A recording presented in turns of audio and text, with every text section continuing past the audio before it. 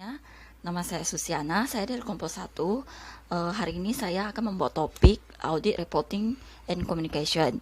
Yang pertama, eh, yang pertama itu pengertian audit reporting. Audit reporting merupakan produk akhir yang paling penting bagi kegiatan audit internal dan merupakan sarana utama yang akan mendeskripsikan aktivitas audit internal untuk orang-orang baik dalam maupun luar perusahaan. Yang kedua, untuk memahami bagaimana membangun dan menyusun laporan audit internal yang efektif. Yang ketiga, laporan audit internal yang baik harus bisa menggambarkan filosofi dasar dari keseluruhan pendekatan audit internal dalam perusahaan, termasuk alasan dari tujuan, review, supporting, strategi, serta aturan dan prosedur. Dalam melakukan audit, laporan audit ini memang ditujukan sebagai alat komunikasi. Namun komunikasi itu harus dijaga agar berjalan dengan baik bagi internal perusahaan yang efektif. Komunikasi tersebut harus terjalin baik secara lisan maupun tulisan.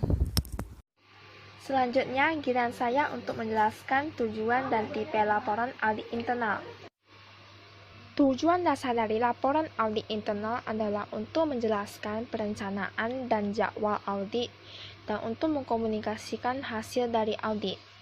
Seluruh laporan internal audit, baik yang lisan maupun tulisan, haruslah memiliki 4 tujuan dan komponen utama, yaitu yang pertama, tujuan, waktu, dan lingkup dari review. Yang kedua, deskripsi temuan.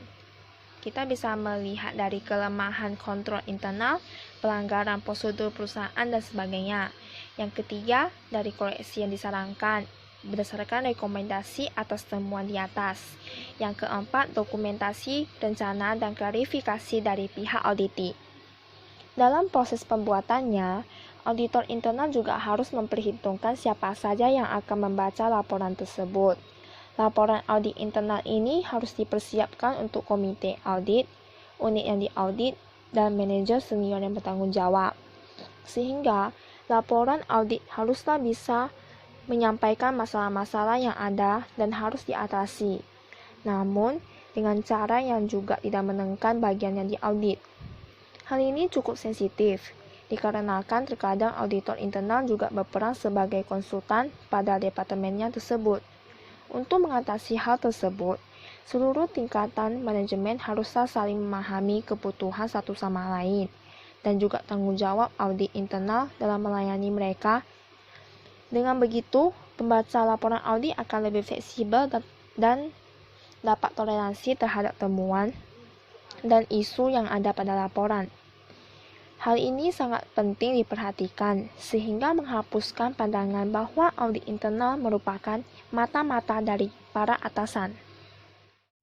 Selanjutnya yaitu melaporkan audit report.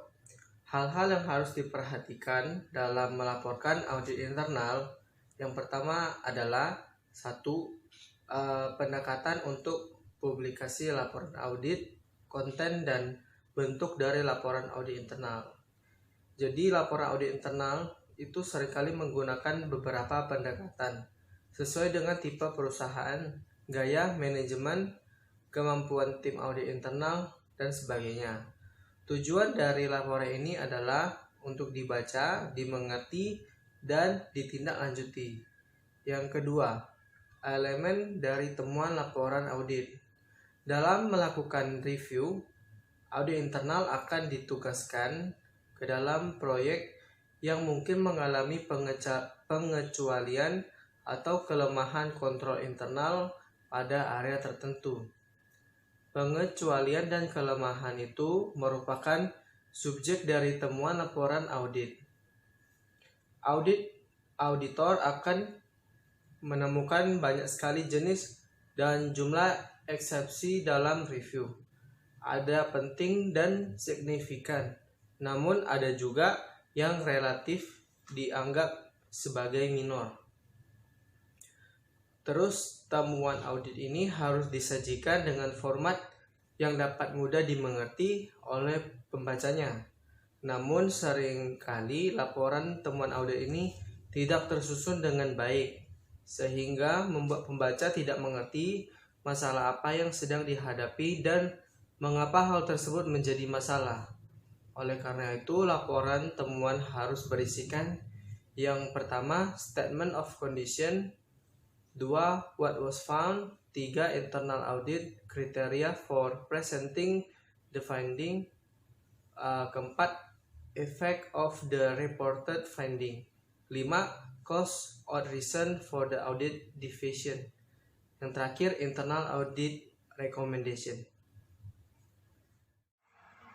Baik, saya akan melanjutkan presentasi dari Vicky. Perkenalkan, nama saya Fiona Angelina. Saya akan melanjutkan yang nomor 3, yaitu Balance Sheet Audit Report Presentation Guidelines. Tujuan audit internal adalah untuk mengevaluasi efisiensi ekonomis dan efektivitas manajemen. Maka, audit internal memiliki tanggung jawab untuk melampirkan kondisi yang memberikan kepuasan atau ketidakpuasan yang ditemukan selama melakukan audit. Audit internal harus menerapkan gaya pelaporan yang positif yang bisa menyeimbangkan pendapat yang favorable dan unfavorable, sehingga bisa menjadi hal yang membangun dan tidak dianggap sebagai sesuatu yang negatif. Untuk bisa seimbang, audit internal harus menyusun berbagai data positif dan negatif yang ada dan menilai pendapat bagaimana yang akan sesuai dengan hasil yang didapat tersebut. Kriteria yang digunakan untuk menilai signifikansi temuan pun bisa digunakan untuk melaporkan hal-hal apa saja yang signifikan berdasarkan standar kinerja. Beberapa teknik yang dapat dilakukan untuk membuat laporan audit yang seimbang adalah: yang pertama, menyediakan laporan audit dengan perspektif. Yang kedua, melaporkan ketercapaian auditi. Yang ketiga, memperlihatkan tindakan yang direncanakan. Yang keempat, melaporkan situasi mitigasi. Yang kelima, menyertakan audit responses sebagai bagian dari laporan. Dan yang terakhir, memperbaiki kualitas gaya penyampaian laporan audit. Bukan berarti seluruh laporan audit harus dibagus-baguskan dan audit internal tidak boleh memberikan kritikan kepada auditi. Audit internal tetap harus kritis dalam prosesnya dan mengidentifikasikan masalah yang signifikan dengan jelas.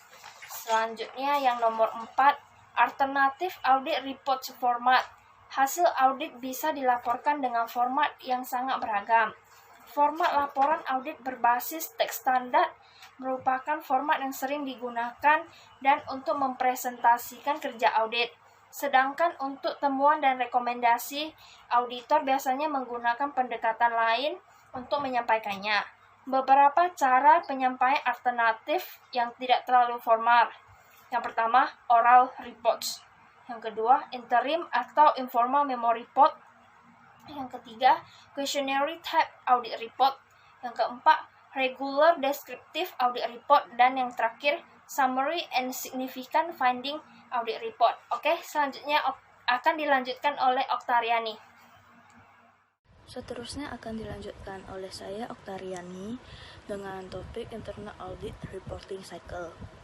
Proses pembuatan laporan audit dimulai dengan identifikasi temuan, persiapan draft laporan untuk mendiskusikan temuan tersebut dan merekomendasinya, berdiskusi mengenai isu audit yang teridentifikasi dengan manajemen, beserta mempresentasikan draft laporan, melengkapi respon manajemen terhadap temuan, dan mempublikasikan laporan audit formal yang mencakup area yang direview.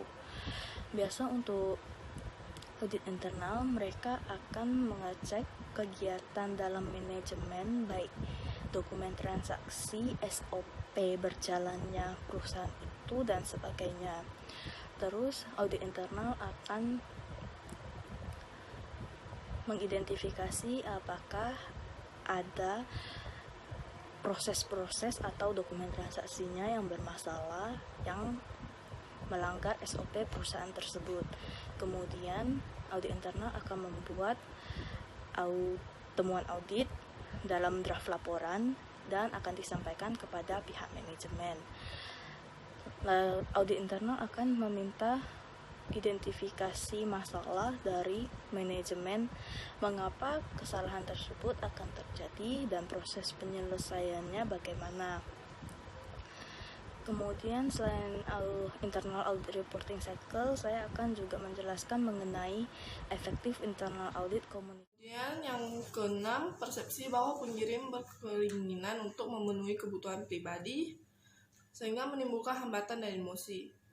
Yang ketujuh, kegagalan untuk membangun fondasi yang diperlukan untuk pesan inti dan waktu yang buruk terkait. Yang kedelapan, kurangnya penjelasan atau keyakinan karena keengganan menyebabkan ketidakpuasan penerima.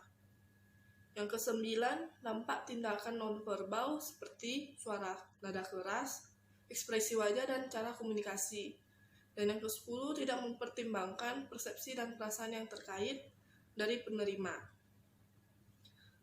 Dan judul yang selanjutnya, Audit Reports and Understanding the People in International Auditing. Masalah yang sering dihadapi internal audit, salah satunya adalah persoalan image. Seringkali internal audit dinilai sebagai ancaman dikarenakan fokusnya terhadap detail kesesuaian atau isu mengenai pengawasan. Padahal kenyataannya, internal audit sekarang ini sudah mulai fokus terhadap kesejahteraan seluruh karyawan perusahaannya dan juga hubungan antara dengan kegiatannya.